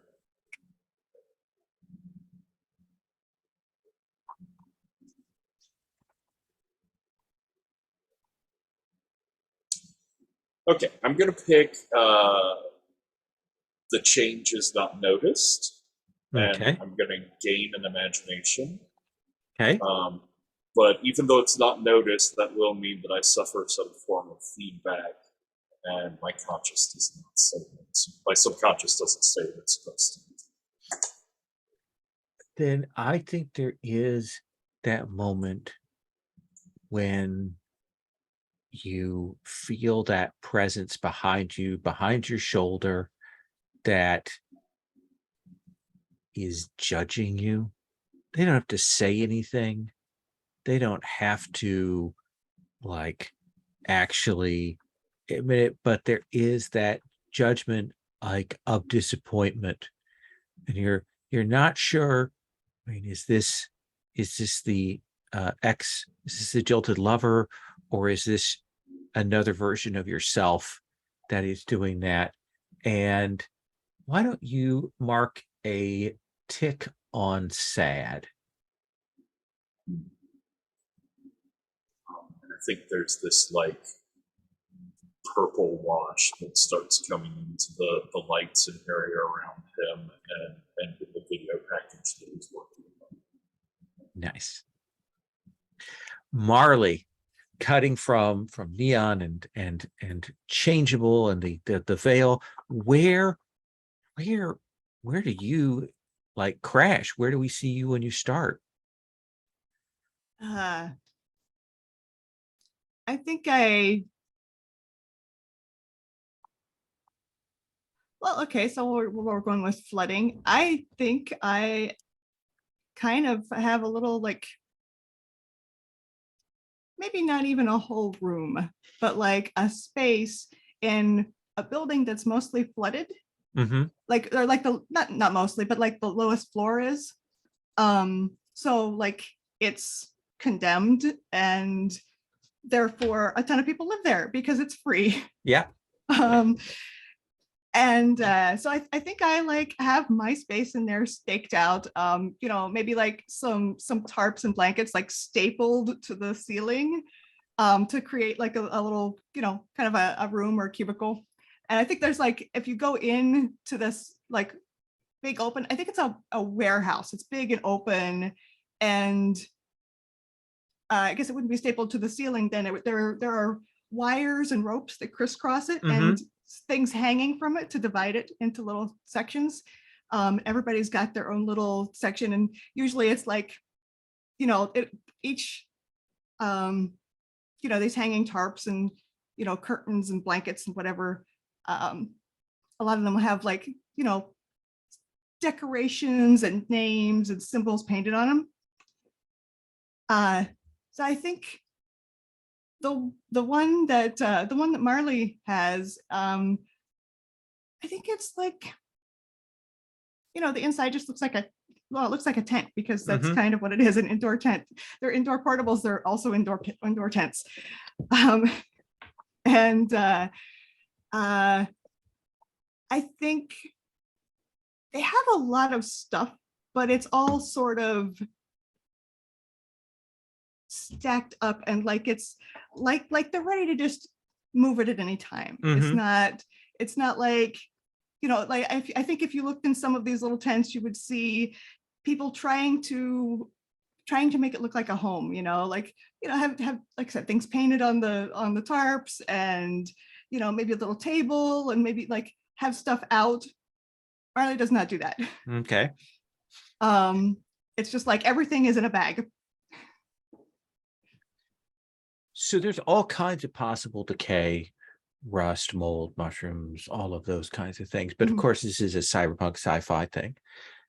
So we're going to have those things, but we're going to have an unusual or dominant decay that comes out of this marshland land. What is the color of the decay? What's going to be our color motif to represent the decay in scenes?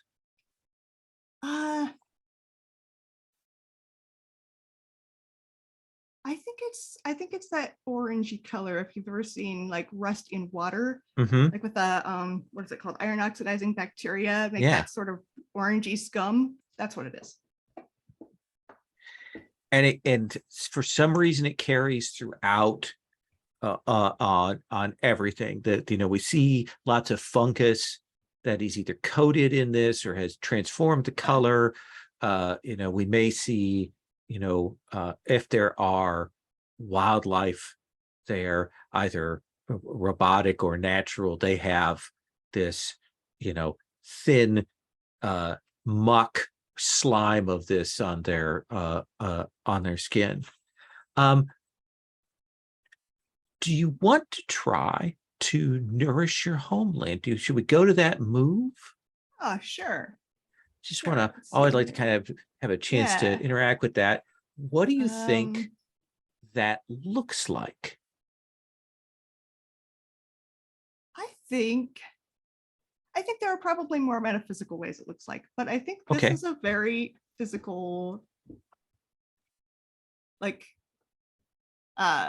result, which is I think that I go out to the edge of the city, probably riding the tram, and there's an area where a new building on stilts, of course, is being sort of built out further. It's probably belongs to, I don't know, one of these, I don't know, one of the previously mentioned corps, just to, you know, Mm-hmm. make things more interesting. And I think I go to it, and like the stilts are well coated with like, you know, anti-corrosion stuff, but that's, you know, that's where the decay comes in. Mm-hmm. I think that I just like walk up and, you know, kind of scrape at the coating a little bit and just, you know, put my hand on the bare metal. And you can see the rust like starting to spread out. Nice. Let's have you roll Nourish. Perfect. Oh yeah, I need a state, don't I?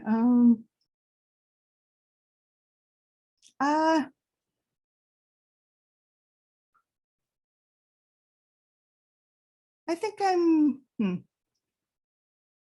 mad. Okay. I think like I keep having to do this and they never learn. Mm-hmm.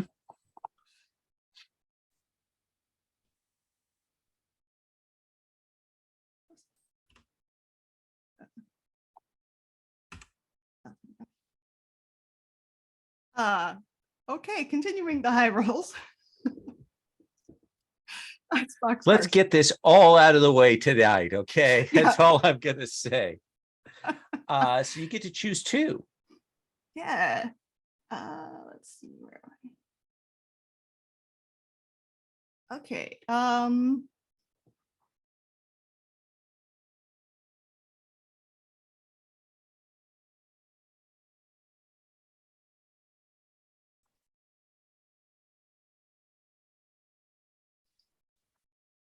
Did I wait? Do I spend? I don't think I spend any essence for this, right? It's just roll Nope, the it's state. just Okay. nourishing your homeland. We kind of assess the Okay. process.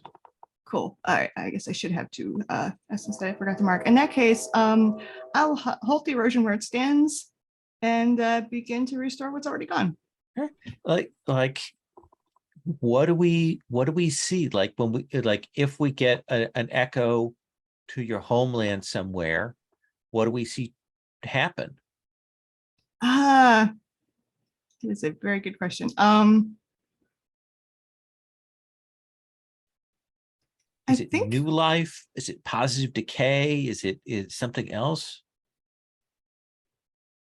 I think some of this just like slick of whatever, you know, effluent from the city. Mm-hmm. I think like if you see it from an aerial shot, you know, it's shrinking. Nice. I like that. What you've done, your decay has a sympathetic reaction, and we see Yeah, it's that. like I've just pulled it into like its source, and you're like, okay, no, you decay here instead. Nice. Gabriel, when you get a task from your guild person, give me a name or a handle or something for somebody who would be sent out to get you going. Okay. I think that it's rare for me to actually hear from one of the elders. It would be someone that is like a middle person between them. Mm-hmm. And I think that it is let's give the name to Adrian. Okay.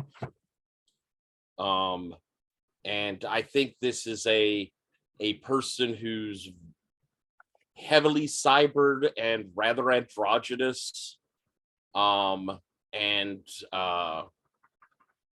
you know, is greatly respected amongst all of us that are operators, because we know they have the real voice. When they come in, we have to listen. Adrian has cyber eyes, and has built with this sort of like dots of lighting across the face for the optics, and the kind of fluorescent with that. That's very, very stylishly done.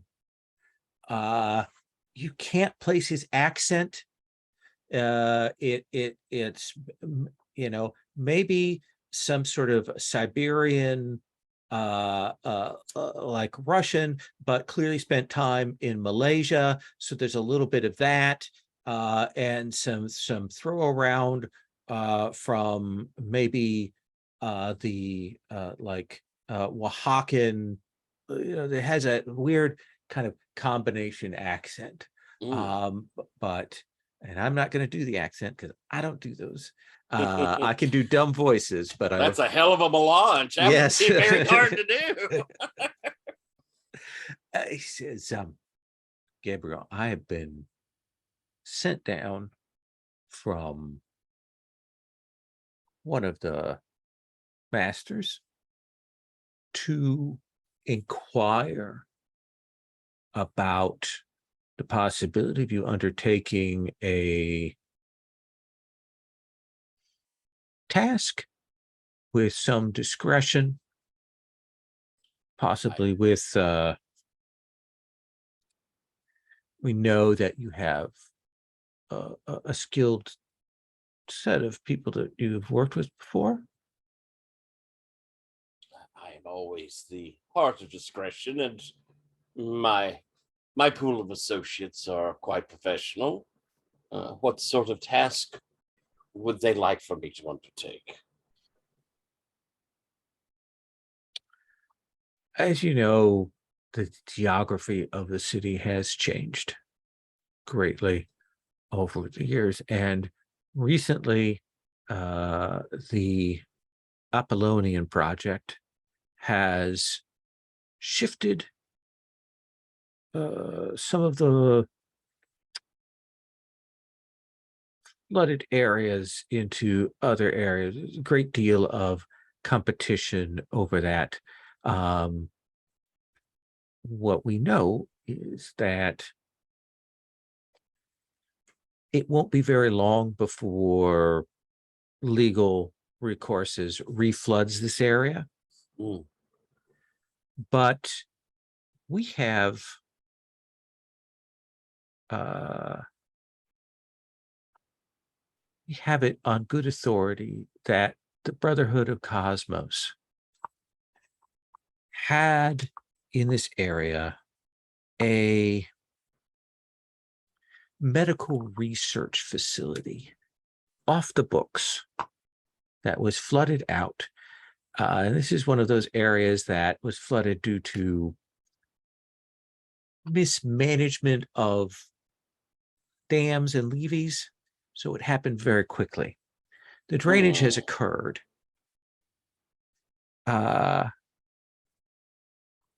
We would like someone to go out, a team of people, to assess and assay this location. Certainly. Do we think Apollonia is looking for it as well? Well, the Brotherhood of Cosmos, they may be looking for it, and the Apollonian Authority, the ones who are handling the flooding, there is a chance that they may be doing this in an effort to do some scavenging and reclaiming. We don't have the full details on that yet. That may be something you wish to investigate, but we know that you have unusual contacts. We do know that this area is still in contact with the Veil. Ah, well, that at least is convenient. Yes. Ah, Can we count on your assistance? of course. I have always proven to be more than capable when the elders call on me. Let them know they needn't worry about it any longer, and I can only assume there will be a significant budget allotted so that my team is well paid. Yes. In Excellent. fact, we will prepare to, as in advance, hand you 6 cred just right now, casually, for any outfitting you might need to do. Magnificent. Thank you very much. I'm delighted by their trust in me. Yes. The timetable is uncertain, but there is a possibility that this area could go under the waters soon. Yes, time does seem to be an essence, especially Yes. if we have potential competitors. Yes. I'll have the information transferred to your pad encrypted. Are you my contact? Yes, you can speak with me about this matter. Thank you very much. And I think I might like to kind of, may I assume that we can kind of hard frame to you drawing the PCs together? Yeah, maybe a nice restaurant, club, back room sort of place, asking them to come and putting on a pleasant spread for them all. So tell me something about this club, Riddle, that Gabriel has invited the three of you to, and has set up a VIP area to meet with you in the back. The entire thing, the veil has been customized, so that being in the club, In the club, in the club, as the kids say. feels, looks, acts like you're underwater. Okay.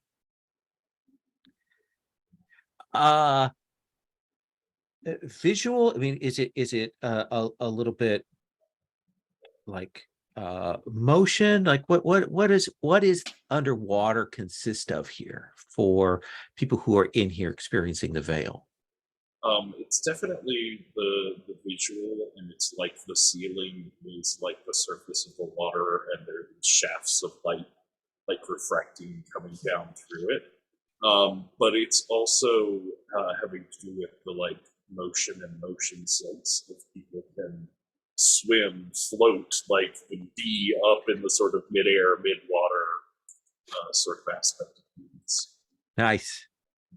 Heller, what do you make of this place? Is this a place that you know? Is this a place that you would go? Do you go in the front door? Do you slide in the back? What do you think? He goes in the front door because there's no other place to go. He kind of flashes the invitation, to the bouncer. And kind of walks past. He's like, this is like kind of not his thing, and it's a big time waste. Is his expression. Except that when he gets in there, he notices that one of the walls has a big tank. There are dolphins in there. Then he's like, up by the glass. Okay. And like, he doesn't tap on the glass because he knows that's rude. But it's like, just wants to like catch their eye because it's like crazy. They're really sentient, but in a different way. And it's like, it's like talking to an AI, but even more alien in some ways. Absolutely. They move around. You're not sure if this is a programmed dolphin, if this is broadcast from somewhere else, if this is a real dolphin. It's so hard to tell in the veil. Marley, what do you make of this, and like what's your entrance like?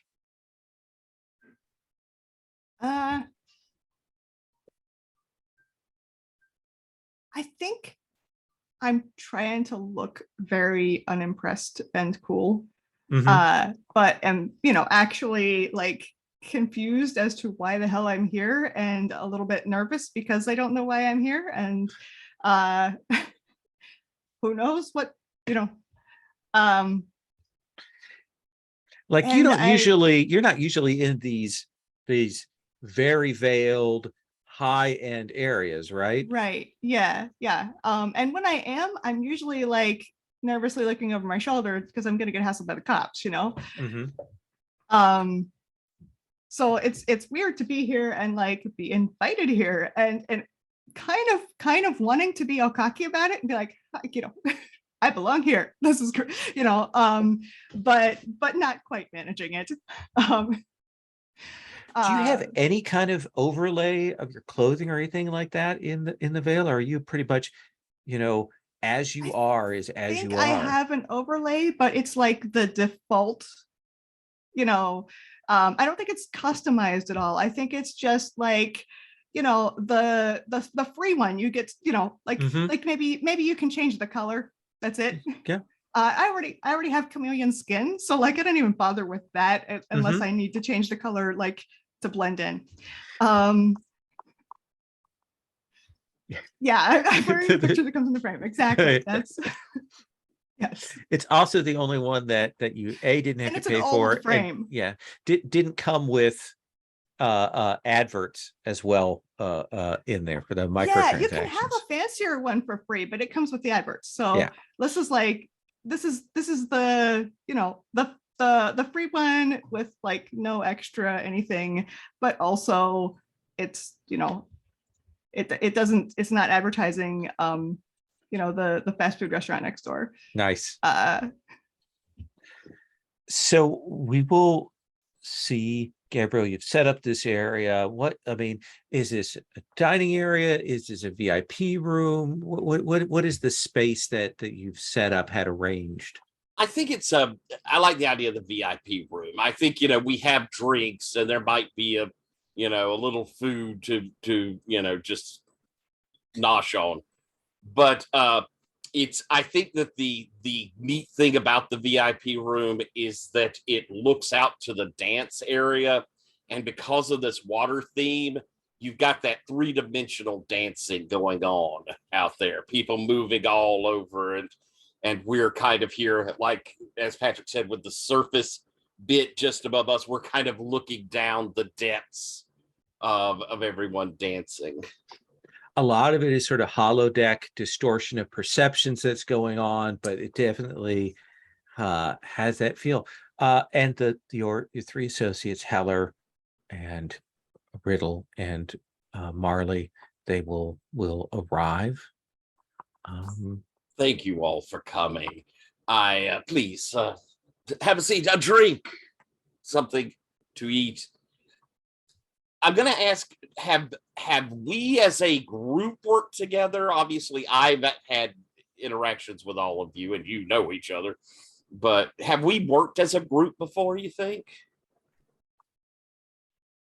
Gonna guess that like I've worked with Riddle before and I've worked with Marley before, but I haven't worked with Riddle and Marley and you before. You know what I mean? Okay. So yeah, kind not of this thing. combination. I like that. Okay. So you may be wondering why I brought you all here. Are introductions needed, or are you familiar with each other? Marley, Riddle, Gabriel. I'm glad to see that we're all on such friendly terms. I have had great interactions with all three of you in a professional sense on many occasions, and I was wondering if perhaps you would be willing to work with me again. There, of course, will be considerable payment for this. I wouldn't ask for your time for free. And it might be an interesting little adventure, one could say, delving into something that's been lost. What kind of lost? You may have noticed, and I will give a quick, the area, the flood, they're moving this, it's currently there, it's dry for the moment, but we have a feeling it's going to be inundated again. There was a facility, research, medical. I'm interested in finding out more about that area, finding that facility and taking a look, seeing if there's something that would be better off checked into before it is flooded again, as I motion around to the water here. What sort of medical research? On the level of high-end cosmetics or on the level of dangerous things that have claws and might not like us again? Or, you know, healing people. Of the Oh, sort that Right, they they do that. of the sort that they did not let it be readily known to people. It was a black ops area. That And kind of sounds like the second thing Riddle was talking about, not so much healing. it could be. Medtech is a highly prized commodity. A sudden inundation caused them to end the work they were doing there. They may be interested in reclaiming it. So time is of the essence. But probably not a cache of custom eye veil applications. Probably not. I doubt cosmetics are what we're going to find. So, one, you said might get flooded again. I'm not so great at swimming. Just want to be clear there. I wouldn't mind, I don't know, one of those suits that keeps you from getting wet. I'm happy to provide you funds to purchase something like that if you like, and I will also do a little bit to give us some warning before the coming of the flood. And is anyone else going in that you know of? That I know of? No. Is it possible? Absolutely. And the Apollonia organization is part of the reason that the waters have been moved. They may be interested, but I don't know. And the original owners, the Chaos Consortium, The Cosmos. Cosmos Brotherhood. Cosmos Brotherhood. It was their facility originally. They would have, well, they might wish to go and reclaim whatever was there. As I say, speed is important. So Dionysus has started moving in on other people's projects. I believe that this is more like, well, when a ship wrecks, there is salvage. Well, the waters have parted, and salvage is there for us to perhaps find. So what time are we meeting up to go in, boss? I would love for us to go tomorrow. And I'll pull out. I always love the Shadowrun cred sticks that you can kind of beep. Okay. I'll pull them out and 2 cred for each of you to start with. And of course, if we're successful, there will be more. Eat tonight. All right. I think we have a setup. I think we have a mission. We'll start out next time with more start of session moves. Potentials will stay between things. And buying stuff, we'll also do that at the start of next time. Heller, you had a question. Yes, I need to know from Marley if alligators are cool, dolphins are. I'll drag Marley over to the dolphins. It's like, do they have the eyes? Alligators are very cool as long as you stay out of their mouths. So they're smart, like, right? Not the same way. Not at all. They're smart. They're very good at being alligators. I don't know what that means, Marley. Nice. Did y'all put in your starting creds? Some of them don't get any starting creds. I thought though that Tablets and the Wafer did though. But, Do we? should be under gear. It should say. Marley's got 2 marked. The I didn't know if that was the Catabolist. 2 I gave. Yeah, two. Okay.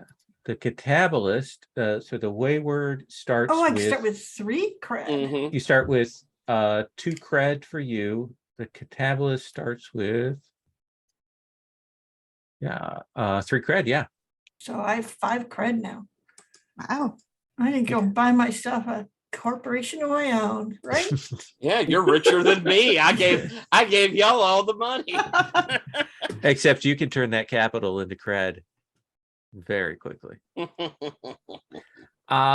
Let's do a quick stars and wishes, if you don't mind, just to kind of go over things. We kind of got a little bit of setup.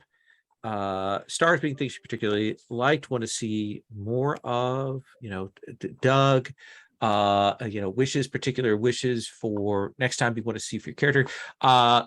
Because we're still working out XP, everybody can mark 3 XP right now. Okay. Okay. And I had an idea for XP.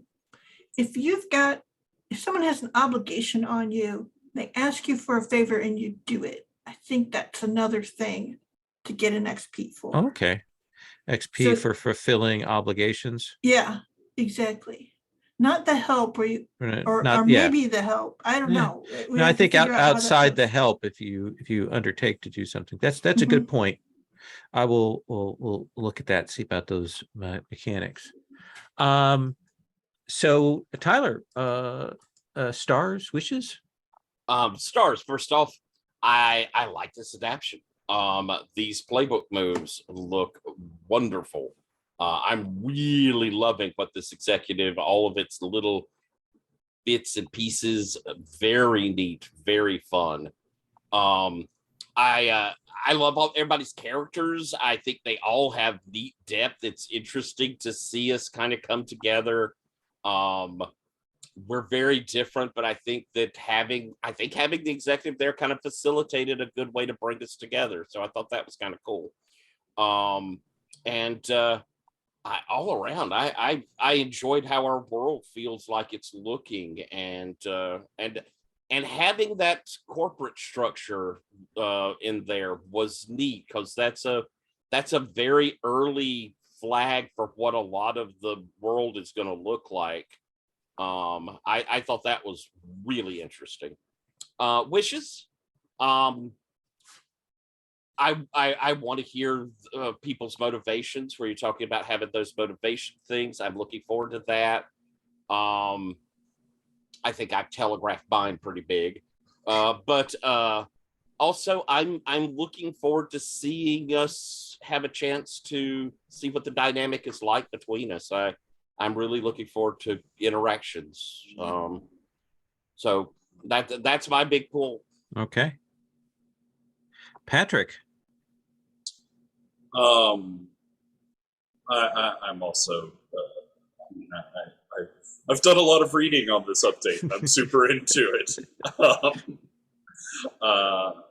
I'm excited about our group. I think Sherry and Tyler playing Tabulist and the executive on those sort of like opposite ends of the Chrome and Glitz scale are really a really interesting spectrum to work between. And Bethany, I love Marley. The Wayward, especially this update on the Wayward, is a super cool playbook that I definitely wanted to see out there and moving.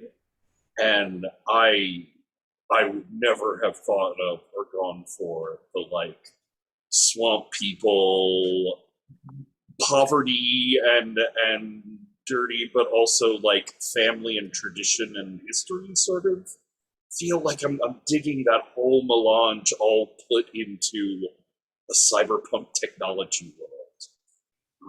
I'm super interested to see like what you dig up out of the silt of the swamp and things like that. Nice. Wishes. I want to dig into the weirdness of the architect and the subconscious. Like, I'm definitely looking forward to having those things terrorize my character, haunt him. And also just as like a general flag to lay out for things. Like, I'm playing this very like clean suit, cut off, perfectly controlled environment character. So I'm looking forward to the times when he's either convinced or coerced or forced out of that like safe, perfect bubble for himself. Nice. Bethany? Yeah, I also like these characters, and I love the extremely different approaches to everything. Like, yeah, the having the executive and the catabolist both is awesome, and I like that this is going to give us two very different views on the world. I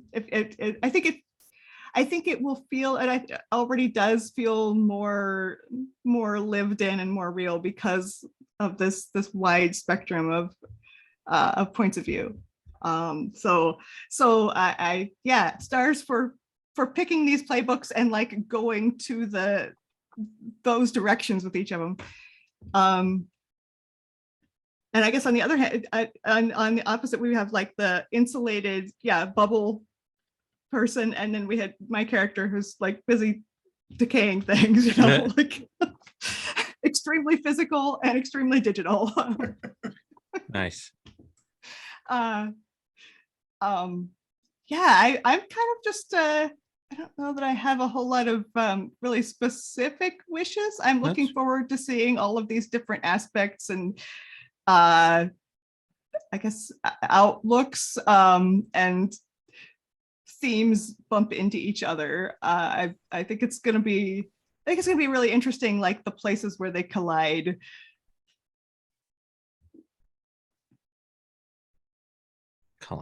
Perfect. Also, stars for souls, even though I didn't take it. Yes. I love it. Sherry. So this was a character that I have done before in the Veil, and this is a revisit to see if it does the things that the other Veil does, but also doesn't have the strange, like, well, what does that mean thing going on? And I'm so far it feels good. It feels right. And this crew is awesome to set Heller in the middle of, I think. So Wishes? I'm looking forward to meeting people's NPCs. So I know that we're going to have a fun, thing, essentially score that we're going to do. But I'm really looking forward to getting a feel for other people's NPCs, and like, do we have, like, if Marley makes up an NPC, does that mean that's one other of us knows that NPC as well? Are we going to have that kind of thing, but like in a different way? Or is that on the table? Because I think that would be interesting too. So I just like those kind of different sort of threads that we all might have between each other that are unexpected. So I'm already looking forward to more NPCs and more craziness. Yeah, we've got 3 on the table. Jilted Lover, Evil Dad, and Adrian. We'll get those in. And my AI. Your AI. We'll get that in Well, there. not my AI, the AI that I'm depending your on. AI. Well, and Riddle's AI as well. Cyberbrain. I have a whole suite of nonsense. But we'll also talk about entanglements next time. All right, I'm going to stop the recording.